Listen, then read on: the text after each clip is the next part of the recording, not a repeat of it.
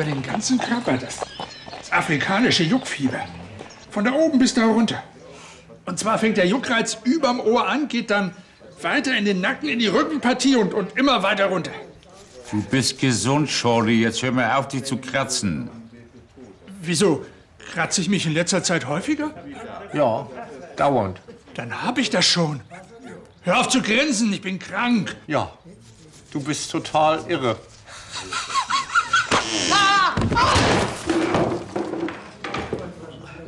Aua, meine Schulter. Blödmann. Ruf mal einer die Polizei, bitte. Aua. Ich bin der erste Mensch, der Juckfieber hat. Bisher hatten das nur die Antilopen in Tansania. Guck an. Ja, ich habe den Bericht gesehen. Und jetzt habe ich das auch schon.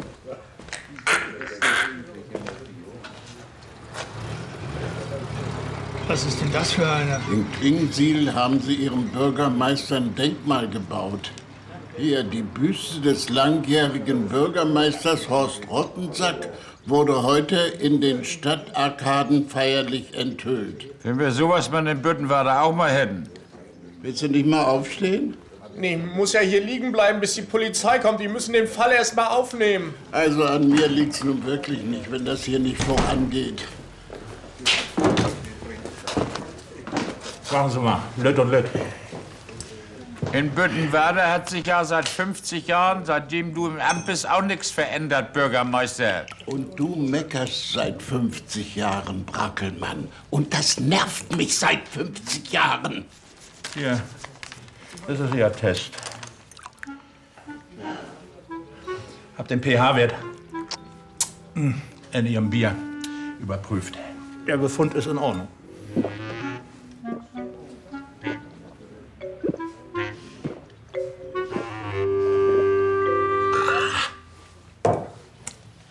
Schönen Tag noch.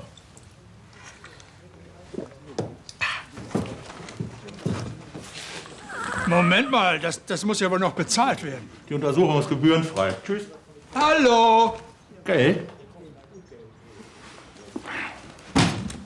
Für dich?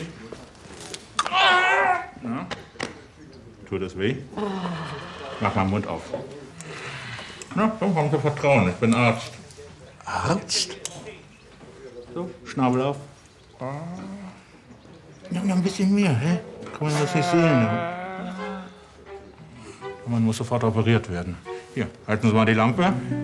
So. Ja. Schnabel auf.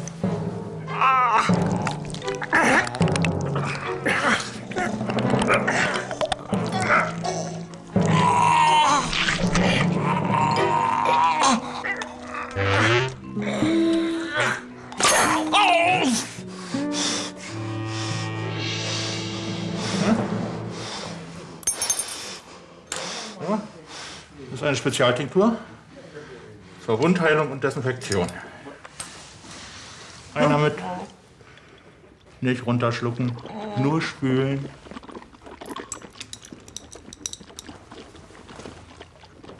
So. Jetzt kommen wir mal zu meinem Honorar. Wo kommt denn der eigentlich her? DÜD? Ja, DÜD, da wohnt ein Onkel von mir. Das ist für Düdersen. Düdersen? Ach, ist das nicht sogar eine Kreisstadt? Mann, Mann, Mann. Nach der OP muss ich mir ganz schön die Hände schrubben. Natürlich. Das kenne ich gut. Muss immer alles schön still bleiben, hä? Ich hatte ja Dachpappe genagelt, Herr Doktor. Und dann habe ich die Nägel immer in die Zähne. Und dann ist mal einer reingefallen und den hatte ich dann vergessen. Ja. Ist ja gut, Atsche. Wir haben uns noch nicht vorgestellt. Dr. Waldemar Schönbiel, Notar und Bürgermeister. Dr. Rufus Klopp steht. Mediziner, Forscher, Psychiater und Veterinär. Sehr erfreut. Das ist Shorty, unser Wirt. Kurt Brakelmann, Atsche Tönsen, 2 Bauern hier aus Büttenwader. Und Kuno, Pferdeknecht auf einem Reiterhof. Meine Herren. Und Sie sind also Arzt? Hat er doch gesagt. Ja, hat er doch gerade. Hattest du das denn nicht gehört? Das waren noch Zeiten, Atsche, als du noch Zahnschmerzen hattest. Sind Sie vielleicht auch Ohrenarzt? Als Mensch und Mediziner ist mir keine Herausforderung fremd. Sie haben übrigens eine leichte Bindehautentzündung. Und jetzt machen Sie mal Ferien? Ja, leider nicht. Ich will hier in der Gegend eine neue Praxis eröffnen. Ach, und was halten Sie da von unserer kleinen, aufstrebenden Gemeinde? Ja, kommt ganz drauf an, welche Angebote mir hier gemacht werden.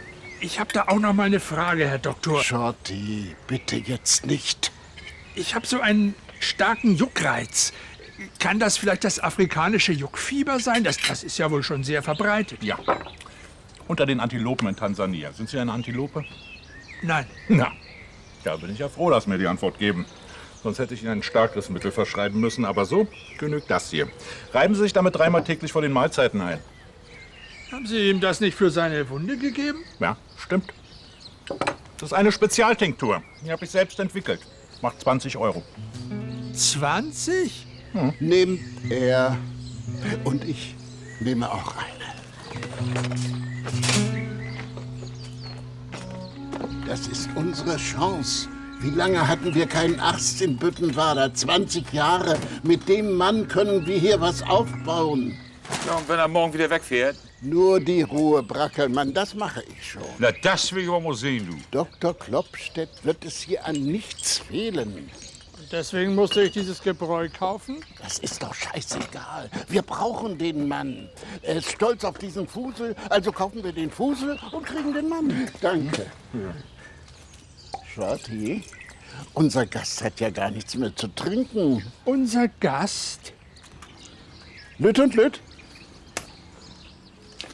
Ja, Lütt und Lütt. Das ist aber auch wirklich ein sehr guter Doktor. Ne? Ja, mit dem geht das richtig los. Wenn schön will, dass man bloß nicht wieder verbockt. Also wie der den Nagel so zack aus meinem Mund raus. Erst kommt der Arzt, dann kommt die Schule, dann kommt die Familie, Autobahnzubringer, Einkaufszentrum. Jetzt kriegen wir endlich das, was wir noch nie hatten. Ja, das haben wir doch schon immer gewollt, Braggelmann. Oh, hoffentlich geht er nicht wieder weg, der Doktor. Ja, da muss sich Schönbild drum kümmern.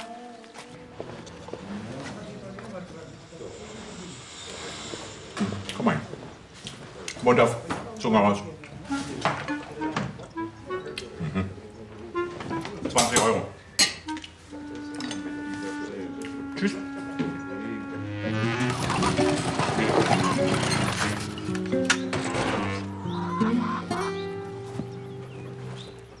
Der macht bestimmt eine Menge Geld mit seinen Behandlungen. Ja, das hat er aber auch verdient. Das ist ein sehr guter Doktor. Und sein Spezialtrunk, der geht auch gut weg. Ja, Herr Brumbraggelmann. Er bringt eine Menge Nennwert, du. Ja. Und wir zahlen noch oben drauf. Ja, Lütt aus der Gemeindekasse. Das kannst du aber laut sagen. Aber es ist auch ein sehr guter Doktor. Na? 20 €. Ja, nehmen wir dann. Okay. Tschüss. Nächster. Und? Aha. 20 €. Hier, zum Beugeln. Nächster. Ist dir eigentlich mal aufgefallen, wer hier kassiert? Wer hier der Einzige ist, der kassiert, seitdem er da ist? Sag du. Er. Er sonnt ab. Ich denke, wir sind die, die absahen wollten. Sag ich doch. Und Schönbild gibt unser ganzes Geld für diesen Kurfuscher aus. Für Bauernfrühstück und einmal weiße Lütt und Lütt. Ja, und der Einzige, der kassiert, ist dieser Kurfuscher, du. Aua. Ja, sehr schön. So, erstmal locker machen, locker machen. Komm, ein Wein und ein Wein. Jawohl. Wunderbar. So ein bisschen hampeln. Wunderbar. So, jetzt stopp. Und jetzt greifen wir da nach oben. Rückengymnastik kann er auch. Ja, aber das ist doch völlig lange, darum geht das doch gar nicht. Ich wette auch, dass er hier bei Shorty schon 300 € auf dem Deckel hat. Die Kosten übernimmt selbstverständlich die Gemeindekasse. Ja, aber wir wollten doch mit ihm verdienen. Ja, genau, und nicht umgekehrt. Ja, obwohl, dieses Wässerchen, das ist echt gut. Das hat mir geholfen. Gegen meine furchtbaren Schulterschmerzen. Hallo? Ich habe damit kalte Umschläge gemacht. Für dich, deine Frau. Ja, Ingelore? Du, ich bin hier gerade in einer Sitzung. Noch eine Flasche? Tatsächlich? Gut. Ja, bring ich mit. Ingelore hat Dr. Klopstedts Tinktur eingenommen, weil bei ihr drauf stand, dass es gegen Schlafstörungen hilft. Und es hat geholfen. Sie will noch eine Flasche. Sag ich doch. Sag mal, Schotti, bist du eigentlich wieder gesund? Ja, klar. Weil du kratzt dich gar nicht mehr.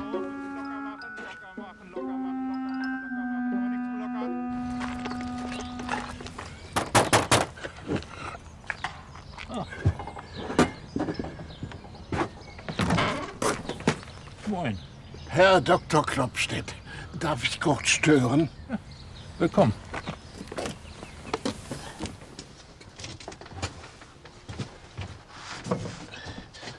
Hier? Ja, nehmen Sie Platz. Schnäpschen. Gerne. Sagen Sie, Herr Doktor, Ihre Tinktur. Spezialtinktur. Das Ergebnis jahrelanger Forschungsarbeit und die Erfahrung eines ganzen Ärztelebens. Voller Entbehrung. Macht 30 €. 30? Jahrelange Forschungsarbeit. Ja. Diese Arbeit haben Sie aber allein verrichtet. Ja, ich habe immer alleine gearbeitet. Vollkommen alleine. Und das Ergebnis dieser jahrelangen Forschungsarbeit ist diese Tinktur. Eine Formel aus 84 verschiedenen Heilkräutern. Und die verkaufen Sie exklusiv. Und Sie haben das Patent. Jo.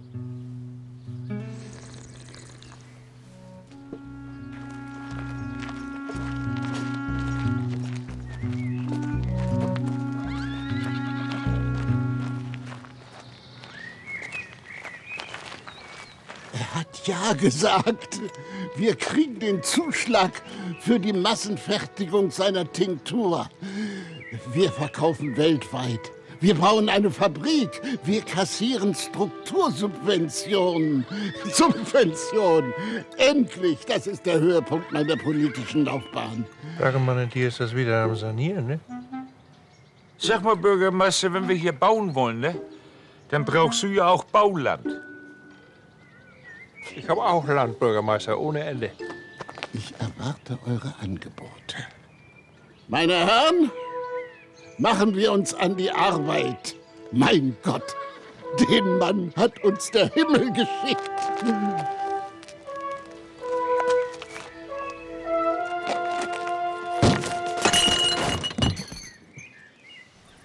Ja, und die Straße, die wird dann natürlich doppelt so breit und teert drauf bis zum Autobahnanschluss.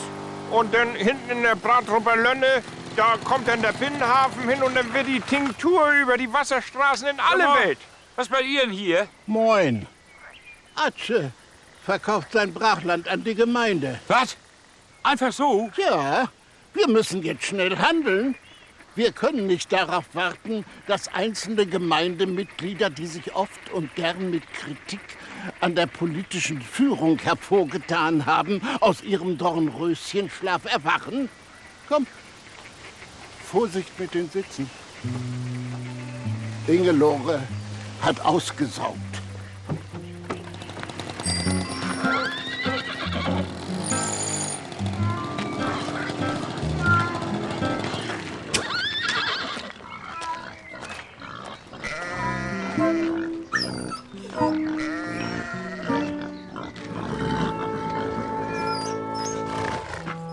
Das ist die Fertigungshalle, der Lagerbereich, der Fuhrpark und die Verwaltung.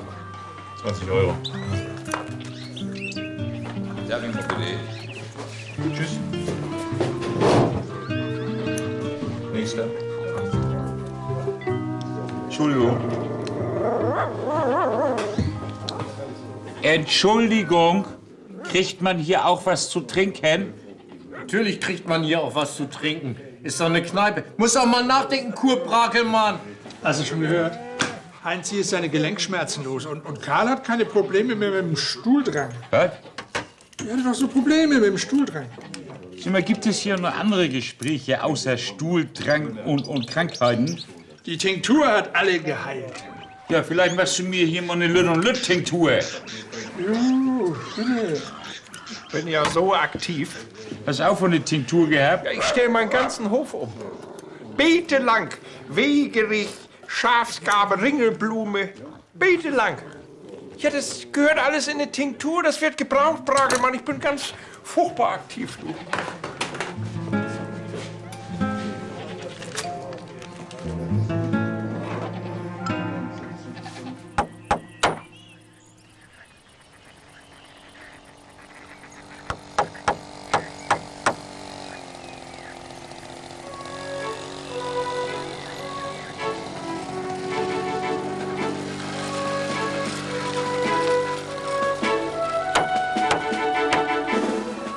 Wann kommst du zurück?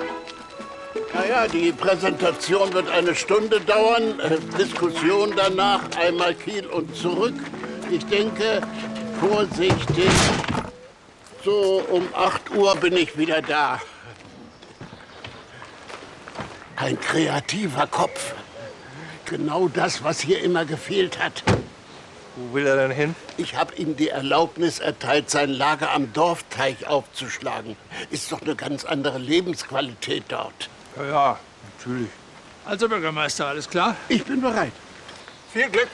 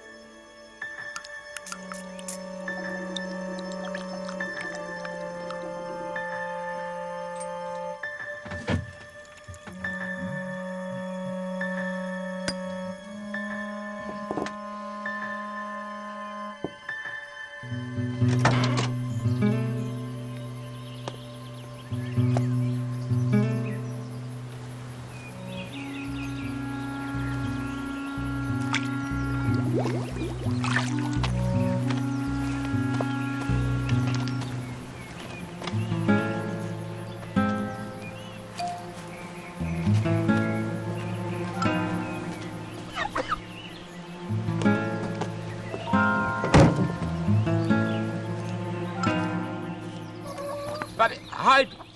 Onkel Werner, darum rufe ich an, du wohnst doch in Düdersen, ne? Kennst du Dr. Klopstedt? Diesen wunderbaren Arzt?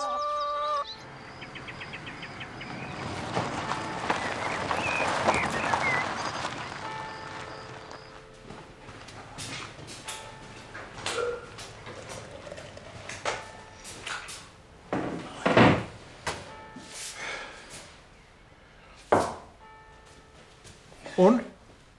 Meine Herren, Nicht gut?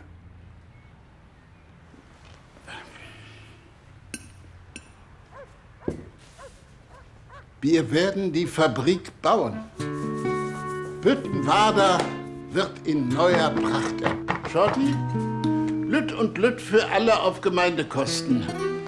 Bravo! Ihnen, lieber und hochverehrter Herr Dr. Klopstedt, Ihnen kann ich nur gratulieren. Das Ministerium ist begeistert. Nächste Woche schicken Sie schon eine Expertenkommission. Wir müssen bis dahin nur die Tinktur an das Max-Leipold-Institut senden. Die sollen ein unabhängiges Gutachten erstellen. Es war eine Schlacht, meine Lieben. Aber ich habe sie gewonnen. Die Büttenwader Heilkräuter-Tinkturfabrik kann allen internen Umständen zum Trotz mein Denkmal werden.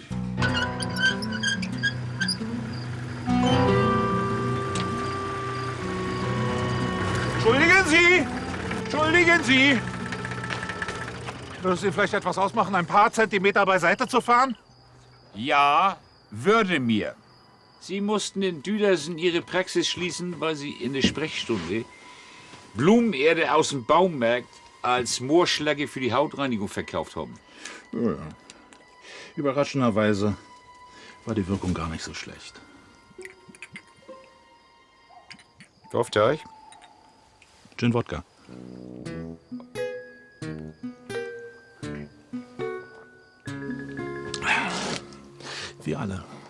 Ärzte, Patienten, wir alle kämpfen doch Schulter an Schulter. Ich möchte mal sagen, fast ums Überleben. Hm? Nicht wahr? Ich bin ein armer Facharzt, ein Opfer der Gebührenverordnung.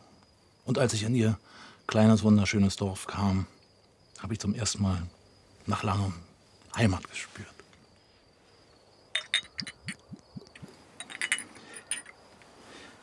Ich habe hier vielen Leuten geholfen.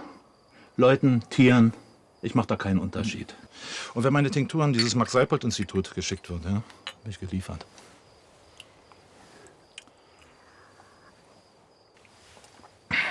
Helfen Sie mir. 500. 600. 600. Und nachdem böse Zungen schon behaupteten, unter meiner Regentschaft habe sich in Büttenwader in 50 Jahren nichts verändert, bin ich nun zu Recht stolz auf diesen Erfolg. Veni, vidi, vici. Ich kam, ich sah, ich siegte. Die Tinkturfabrik ist mein Vermächtnis an euch. Nun sagen viele von euch, die Ära Schönbiel hätte damit einen erneuten Höhepunkt gefunden. Und es stimmt. Jetzt aber übergebe ich das Wort an den Mann, der mir in tiefer Dankbarkeit verbunden ist. Denn er weiß, dass es ohne mich diese Fabrik niemals geben würde. Herr Dr. Klopstedt, darf ich bitten. Liebe Leute, Bravo! Bravo! Liebe Leute, Mitbewohner, Kassenpatienten, ich habe mir natürlich auch Gedanken gemacht über die Zukunft. Was wird aus Büttenwader werden in 2, 3 Jahren? Dazu habe ich diese Karte angefertigt. Also, so sieht Büttenwader heute aus. Aber wenn meine Tinktur über die Dorfgrenze hinaus bekannt wird, dann wird die Nachfrage alles umwerfen. Dann brauchen wir Ausfallstraßen, Autobahnzubringer, Autobahnkreuz, da machen wir alles platt. Dorfstraße, Dorfkrug, Dorfteich, alles. Auch Pferdehof? Auch Pferdehof. Wir bauen Mietskasernen, Polizeihochhaus, einen Güterbahnhof. Büttenwader wird dem Erdboden gleichgemacht, damit Büttenwader neu entstehen kann.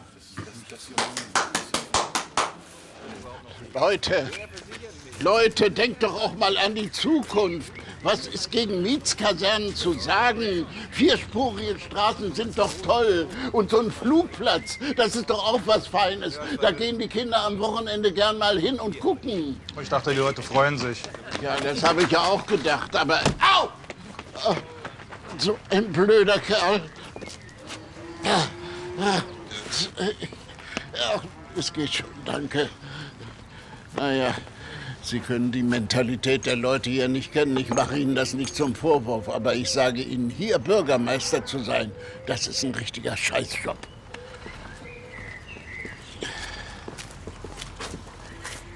Aua! Was war das denn? Zecke. Borreliose. Kann sehr unangenehm sein. Macht 30 €.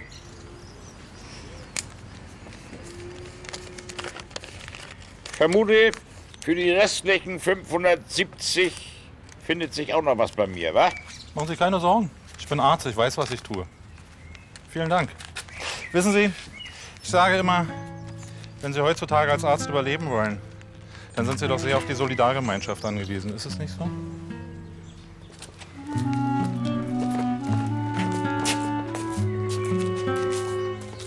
So, Bragger, wollen wir? All die schönen Kräuterbeete, schade. Ja, oder auch nicht. Ja. Ist ja oft so, Ja. ne, dass man sagt, oh, das ist schade, und dann sagt man, oder auch nicht. Ja, das wollte ich auch immer schon mal sagen, Braggermann. Na, da sind wir uns ja wieder einig.